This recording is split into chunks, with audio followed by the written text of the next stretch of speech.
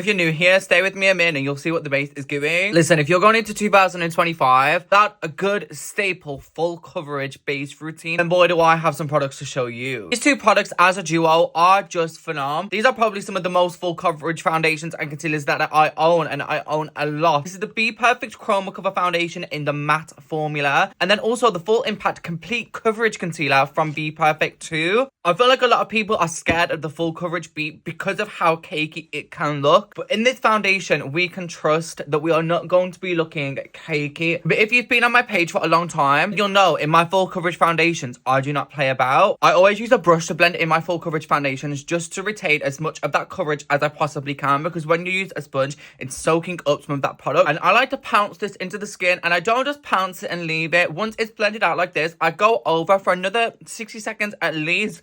And I'm pouncing this into the skin, really making sure that it's settled into all of my pores, into my fine lines, in any little crevices. And that's how we're going to avoid that cakey look on the skin. And when I said full coverage, was I playing with you? No, I was not. The coverage on this is beautiful. Now, I get that not everybody likes a full matte base. If you are someone that likes a little bit more of a dewy formula and you haven't heard of this foundation already, they do have this. It's actually the original formula. That's the dewy one. This concealer claims to be long wearing, crease proof, and intensely pigmented, baby. I always like to do my concealer after my blush just to kind of do some damage control. I always say this. You guys probably get bored of hearing me say it, but it just cleans up the face so nicely. And this isn't one of those concealers where you have to wait for it to dry down, which is so boring. I hate waiting for stuff. Automatically has full coverage right out of the gate. I always like to start on my forehead. In this house, we swipe and tap.